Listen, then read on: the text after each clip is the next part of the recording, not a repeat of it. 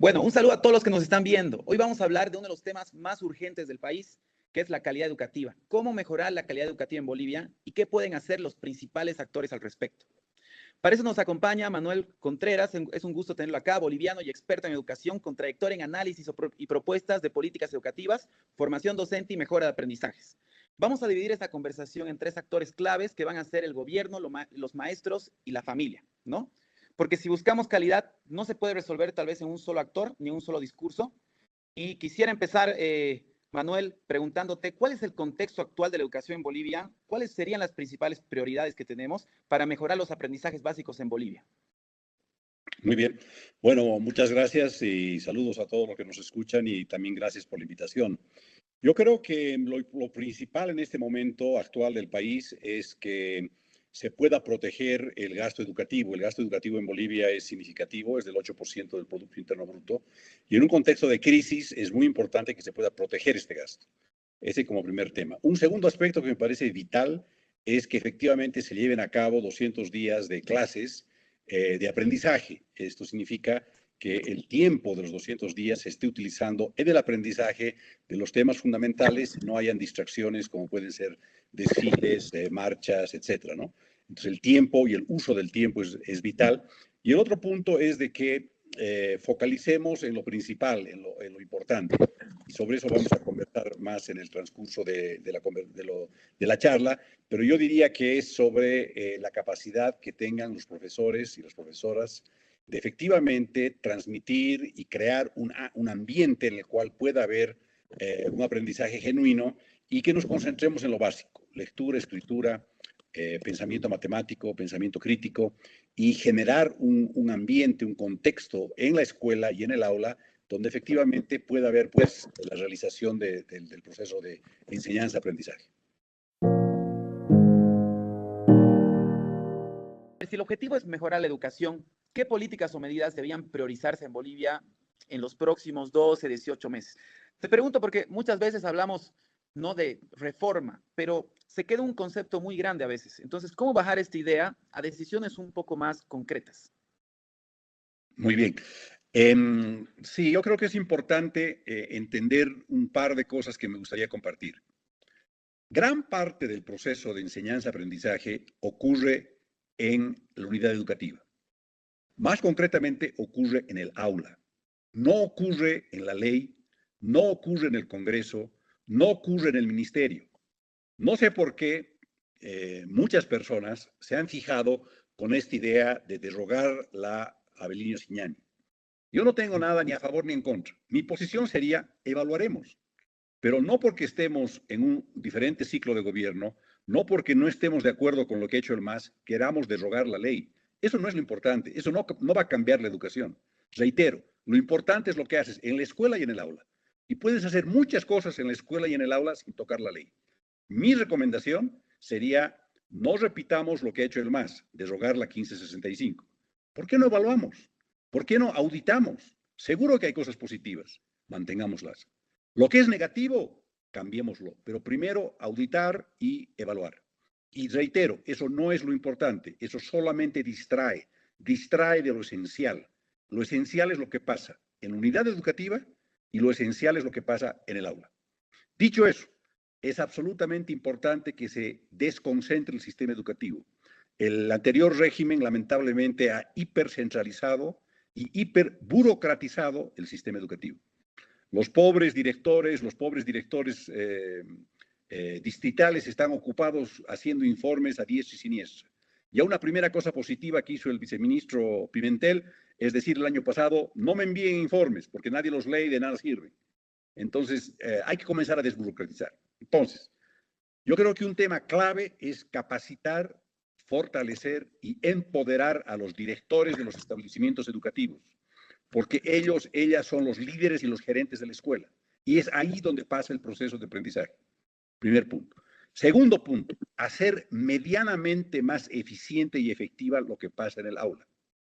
Los estudios a nivel mundial muestran que en América Latina el 65% del tiempo pedagógico, de una hora pedagógica, que en realidad son 45 minutos, son utilizadas en enseñanza y aprendizaje. O sea, 2/3 son utilizadas, pero 1/3 no es utilizada en eso. Entonces, si solamente podríamos incrementar, digamos, 3, 4 minutos de aprendizaje a los 45 minutos que tenemos en 200 días, imagínate el impacto que podría tener. Hay que usar más eficientemente el tiempo. Y para eso se requiere un sistema de acompañamiento pedagógico dentro del aula que permita a los profesores tener la evaluación, el apoyo y el seguimiento pedagógico de un colega que los pueda ayudar a ser más eficaces y eficientes. Todos podemos mejorar. No estoy diciendo de que sean malos, en absoluto, pero absolutamente todos podemos mejorar y para mejorar necesitamos que alguien nos observe. Si estamos encerrados en nuestra aula y nadie nos observa, si no tenemos retroalimentación, o sea, como profesores damos retroalimentación a nuestros alumnos. Bueno, pues también necesitamos que nuestros colegas nos den retroalimentación de qué es lo que hacemos y cómo hacemos las cosas en el aula. Entonces, yendo a tu pregunta en concreto, fortalecer, desburocratizar, descentralizar, desconcentrar, empoderar a los directores y prestar apoyo pedagógico a los maestros y maestras para que puedan hacer lo que saben hacer, enseñar. Bueno, es muy interesante ese punto de vista, ¿no? Porque la ley Signani es bastante criticada, entonces por ahí no hay que dar foco en algo tan complejo como derogar una ley y hacer otra, sino tal vez foco en cosas más básicas, ¿no? Correcto. Y como decías, fortalecer, empoderar a los directores, muy interesante eso, ¿no? Y hacer el tiempo más eficiente dentro del sistema del aula y sobre todo la burocracia que siempre no nos deja ser tan flexibles, ¿no? Y hacer los cambios que tal vez uno quisiera, incluso los mismos líderes de los colegios, ¿verdad? Bueno, siguiendo en el mismo punto del gobierno, ahora hablando un poco del gasto, que ha sido uno de los puntos que ha resaltado igual al principio, ¿no? Del presupuesto educativo. ¿Crees que es suficiente el gasto educativo de hoy? Y si no lo es, ¿debería implementarse o reasignarse mejor? Tal vez, ¿qué podemos hablar sobre esto? Sí, hay varios temas. Yo creo que hay que dar un contexto. El primer contexto es, como lo dije al principio, Bolivia invierte, dedica 8 puntos porcentuales de su Producto Interno Bruto a la educación. Ese 8% es el más alto de América Latina. O sea, el esfuerzo societal que estamos haciendo es significativo. Ahora bien, nuestro PIB es pequeño porque nuestra economía es pequeña. Entonces, la inversión por alumno es baja, es alrededor de $900 por alumno. Creo que en Perú están en 1.200, en la Argentina están en casi 1.500, 2.000. Es que sus economías son más grandes. Entonces, per cápita llega, ¿no es cierto?, un monto mayor por alumno. Pero ya el esfuerzo que estamos haciendo nosotros como sociedad es significativo. Ahora, lo que hay que destacar, y esto a mucha gente no gusta, pero hay que decir las cosas con certeza, dedicamos 8 puntos del producto a la educación. Pero ojo, 2 puntos del producto van a la educación superior, a las universidades. Entonces ya acá hay un proceso de inequidad, ¿no? Porque más o menos 1 millón de personas se está llevando 2 puntos del producto. Y 3 millones de alumnos se está llevando 6 puntos del producto. Entonces, ya acá hay una inequidad. Pero bueno, va a ser muy difícil, yo creo, tratar de cambiar eso. Entonces, ¿qué hacemos con el 6%? Con lo que va a primaria. Porque los 2%, lamentablemente, es casi, bueno, en mi opinión, por lo menos, causa perdida. Como son autónomas las universidades y no rinden cuentas a nadie, nada se puede hacer, ni modo. ¿Qué hacemos con el 6%? Yo creo que se puede utilizar mejor. Siempre hay posibilidades de mejora, de utilizar mejor esos recursos. Y además, en este momento, Bolivia está pasando por un bono demográfico, ¿no? Eso significa que porque hay menor natalidad de niños y de niñas, van a haber menos niños entrando al colegio. O sea, va a haber menor demanda por colegios, va a haber menor demanda por profesores. Entonces, creo que hay que aprovechar esto para reorganizar el sistema. Y, por ejemplo, es la realidad. O sea, ha habido una migración del área rural al área urbana en Bolivia. Eso es la realidad. Entonces, todavía hay demasiadas escuelas y colegios rurales que están vacíos o están muy cerca de ser vacíos. Entonces, es importante que, pues lamentablemente, se tendrán que cerrar, se tendrán que crear otros sistemas, pero no es eficiente, ¿no?, tener un profesor por 6 alumnos en un pueblito en área rural y, por decir algo, en el Alto tener 60 alumnos con un profesor. O sea, hay maneras de hacer esto más equitativo y más eficiente. Y creo que el censo de población y vivienda del año pasado nos va a dar muchas luces sobre cómo mejor reasignar los recursos para que sean más equitativos y utilicemos esos 6 puntos del producto de manera más eficiente.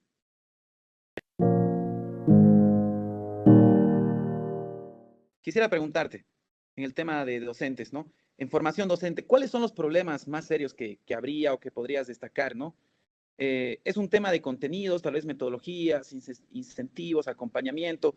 Esto te pregunto con mucho respeto al trabajo docente. La idea no es culpabilizar, como tal vez algunas veces se hace, sino identificar tal vez algunos cuellos de botella, ¿no? Que podría haber en el sistema, ¿no? Que por ahí se podría mejorar.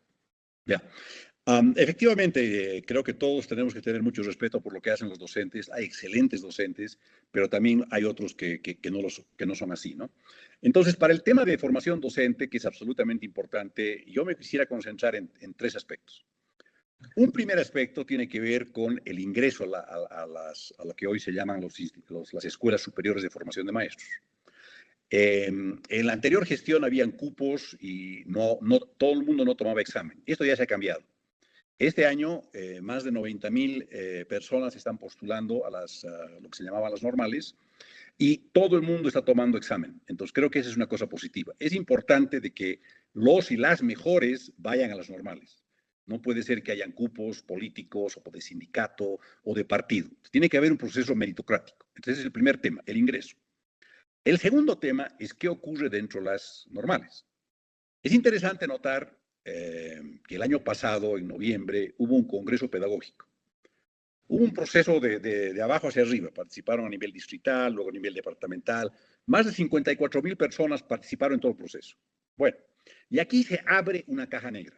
¿Cuál es la caja negra?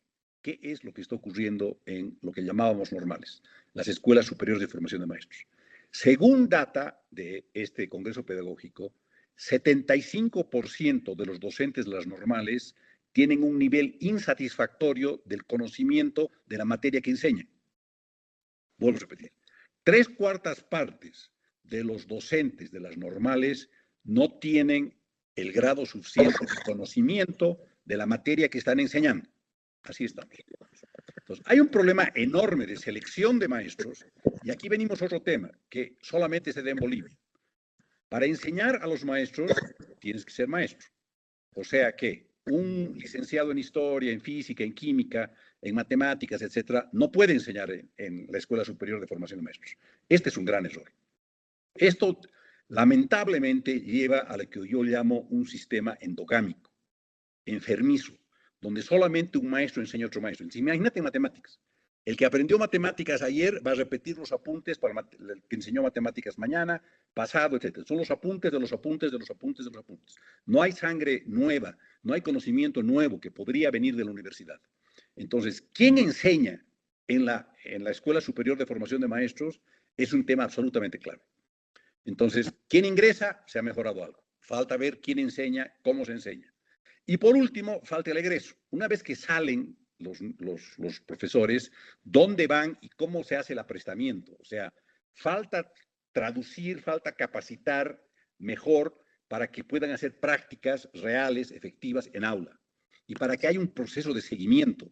¿No? Salen a la normal el año pasado, por ejemplo. ¿A qué escuelas han ido? ¿Quién los acompaña? ¿Cómo están enseñando? En fin, tiene que haber un proceso de aprestamiento para que efectivamente puedan ingresar al sistema educativo de una manera acompañada, de una manera evaluada, y no solamente botarlos a las escuelas y sálvese quien pueda. Esa parte falta. Y por último, en Bolivia, lamentablemente, si bien hay exámenes de competencia para el ascenso en la profesión docente, todavía esta es demasiado por años y por certificados. Yo estoy enseñando 5, 6, 7 años y tengo 16 certificados, entonces me aumentan el salario y aumento de categoría. Esto ya no es factible en el siglo XXI. Debería ser por competencia, por rendimiento. Tienen que haber mejores maneras de evaluar a los profesores y premiar a aquellos que efectivamente son efectivos y no solamente a los que toman cursos y están año tras año, tras año, tras año en la normal, perdón, en el colegio, repitiendo lo mismo. Entonces tiene que haber un proceso de evaluación, de desempeño de los maestros que sea mejor del que ahora existe. Yo creo que esos son algunos ámbitos en los cuales se haría una mejora muy importante para que efectivamente quienes tienen la responsabilidad de la enseñanza sean personas que estén bien capacitadas y tengan el apoyo necesario. Ahora, un tema que se suele tocar bastante es el tema del salario.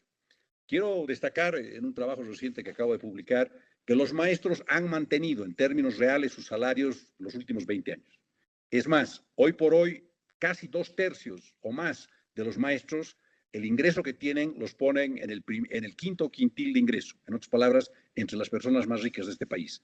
Yo argumentaría, y la hipótesis que tengo es de que el magisterio hoy por hoy es parte de una nueva aristocracia laboral. Mira, es muy interesante igual lo que dices y creo que todos estos puntos, ¿no? Tienen que mucho que ver entre sí. Está el tema de la meritocracia, ¿no? Sin politizar este sistema que ha sido, ¿no? Abarcado tan fuerte por estos gremios, ¿no? Y has comentado a través de un mejor proceso de competencias, ¿no? Tal vez un proceso de competencias más moderno. Ahí me gustaría resaltar un poquito y que me comentes el tema primero de habilidades blandas, ¿no? Que ahora igual es muy importante y en universidades tan prestigiosas como Harvard, ¿no? Que ahora, además tener una buena calificación, están tomando mucho en cuenta el liderazgo y la capacidad de gestión emocional que puede tener una persona. Esto también debería aplicarse en el docente. ¿Esto sería una forma más moderna de medir tal vez las competencias de ellos? Sí, sin duda, todo el tema de habilidades blandas es fundamental para crear un clima organizacional dentro de la escuela y dentro del aula, donde los niños y las niñas no se vean amenazadas, ¿no? El tema del bullying, por ejemplo, es un tema que afecta a todo el sistema educativo en el mundo y Bolivia no es una excepción. Entonces yo creo que un desafío que tenemos, además de todo lo anteriormente planteado, es crear espacios donde los niños, las niñas, los docentes, hombres y mujeres, no se vean amenazados, ¿no? Por violencia. Mucha de esa violencia obviamente excede a la escuela. La escuela es un reflejo de lo que pasa en la sociedad. Entonces hay temas ahí que hay que trabajar y sin duda prestar apoyo a los docentes para que puedan tener mejores habilidades de empatía, puedan desarrollar la inteligencia emocional, puedan entender mejor lo que está ocurriendo en su entorno y puedan ayudar a los niños y a las niñas a que efectivamente se puedan desarrollar, es un área importante adicional. Gracias por traer la acotación. No es solamente lectura, escritura, matemáticas y pensamiento crítico, también son esas habilidades blandas de empatía, esas habilidades de poder trabajar en equipo, esas habilidades de entender y respetar al otro, etcétera, ¿no? Eso también es muy importante. Bueno, y la última pregunta, ¿no? A ver, si se tuviera que diseñar algún sistema para apoyar a estos docentes en el aula, ¿cómo podría ser este sistema? Tal vez se habla de algún acompañamiento, materiales, ¿no? Recursos, tecnología. Bueno, hemos hablado del tiempo, que el tiempo sea mucho más efectivo, ¿no? Y capacitarlos mejor, las tutorías, hemos hablado de planificación. Entonces, ya para resumir un poco, creo que podríamos hablar un poquito tal vez de esta parte como punto final para apoyar al docente algún diseño de sistema que me podrías comentar. Sí, efectivamente has tocado un tema que no hemos desarrollado, que es el tema de materiales, ¿no? Claro, es importante que haya una adecuación suficiente de materiales en el sistema educativo, que la infraestructura sea la adecuada, etcétera, ¿no? Pero yo creo que es importante, es más importante aún o igualmente importante y a veces no se toca con suficiente cuidado el acompañamiento pedagógico, ¿no? Entonces, hacer de los docentes más eficientes y más efectivos en el aula, yo creo que es vital. Y para eso hay varios sistemas. Hay un sistema, por ejemplo, que se ha desarrollado a nivel en varios países, que es de cámaras en el aula. Entonces, todas las aulas tienen una cámara, pero el docente no sabe qué momento se le está filmando. Y no es necesario filmar los 45 minutos. Y hay sistemas aleatorios que pueden filmar 5 minutos al inicio, 5 minutos a la mitad del aula y 5 minutos al final, por decir algo. Y el docente y el alumno no sabe cuándo se está filmando. Entonces, a través de este sistema se puede hacer un seguimiento y ver qué docentes son eficientes, qué docentes son efectivos, qué falencias hay y ayudarlos justamente a hacerles notar que o están dedicando mucho tiempo a unos alumnos, o no son lo suficientemente claros, o no han respondido adecuadamente a las preguntas que le han hecho, etcétera. Pero todo eso está pasando en las cuatro paredes del aula. Y hoy por hoy, las cuatro paredes del aula en Bolivia son una caja negra. Nadie sabe lo que pasa. Y hasta que no sepamos lo que pasa, no vamos a poder ayudar y hacer un proceso de enseñanza-aprendizaje más eficiente y más efectivo dentro del aula, que es donde ocurre el proceso de enseñanza-aprendizaje. Reitero, no nos preocuparemos de la ley, no nos preocuparemos de temas que son más macro, ya con lo que tenemos, con los docentes, hay que trabajar con los docentes que tenemos, hay que trabajar en las escuelas que tenemos. Y haciendo estos pequeños ajustes podríamos tener un impacto significativo, particularmente si nos dedicamos a lo que se llama las destrezas fundamentales, que son los cimientos del sistema educativo.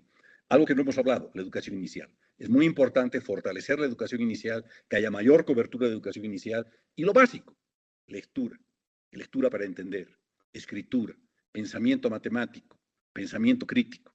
Con esas 4 cosas, si pudiéramos hacer un pequeño cambio, una pequeña mejora, realmente el impacto que tendríamos sería significativo. Y por último, no sé si ya estamos por terminar, pero a veces a mí me parece que mucho del debate educativo está que sí, qué tipo de currícula, que si es antiimperialista, que si es revolucionario, si es de aquí, si es de acá. ¿Sabes qué? Poco me importa. Yo quiero utilizar un dicho muy sabio de los chinos que dice, no me importa el color del gato. Muchas veces estamos discutiendo el color del gato, si es un gato grande, si es un gato a rayas. No importa. Lo importante es que caces ratones. Y cazar ratones en educación es lectura, escritura, pensamiento matemático, pensamiento crítico. Lograremos eso. Yo creo que se puede lograr eso con los maestros que tenemos, con las escuelas que tenemos, con los directores que tenemos, si es que los empoderamos y nos dedicamos a lo fundamental, a lo esencial, y no nos distraemos en discutir o el color de las nubes o el color del gato.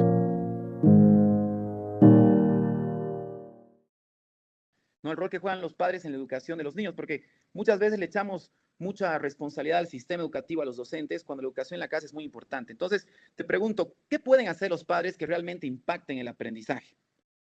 Ya, no, excelente pregunta y tienes tú toda la razón. Normalmente, en muchos casos, solamente se espera que sea el Estado, sea la escuela, sea el profesor, el que sea el responsable de la educación, del aprendizaje de los niños y las niñas.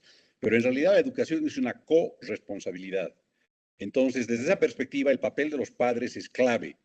Y yo quisiera hablar de 3 ámbitos. Un primer ámbito tiene que ver con el apoyo en las tareas, con el seguimiento en la escuela, con la provisión del tiempo, el espacio para que los niños y las niñas puedan hacer sus tareas, llevarlos al colegio, recogerlos, en fin, la parte organizativa, si quieres, de que puedan efectivamente acceder a la escuela.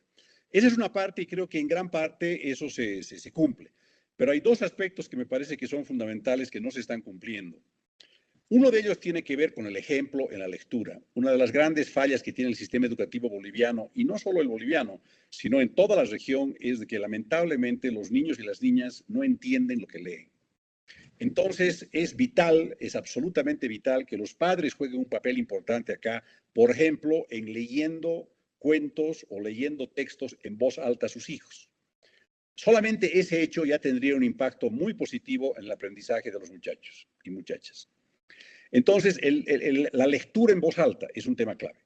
El otro tema muy importante es el ejemplo, porque ¿de qué sirve que en la escuela, ¿no es cierto?, le esté diciendo a los chicos que es importante la lectura y llegan a su casa y nunca han visto a su padre o a su madre leer?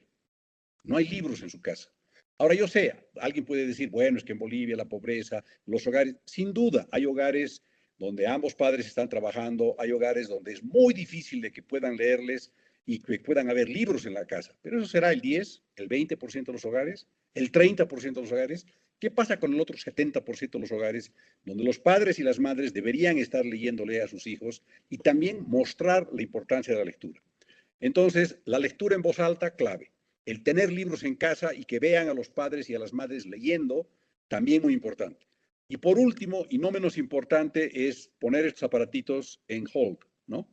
¿De qué sirve que en la cena o en el almuerzo, ¿no es cierto?, o en cualquier momento familiar, toda la familia esté concentrada en estos aparatitos y no haya posibilidad de una conversación un poco más llevadera y no haya la posibilidad ni siquiera de preguntar cómo te ha ido en el colegio, qué has aprendido, qué me quieres contar? Pero no, la conversación está totalmente muerta porque toda la familia está, ¿no es cierto?, cautivada por estos aparatos.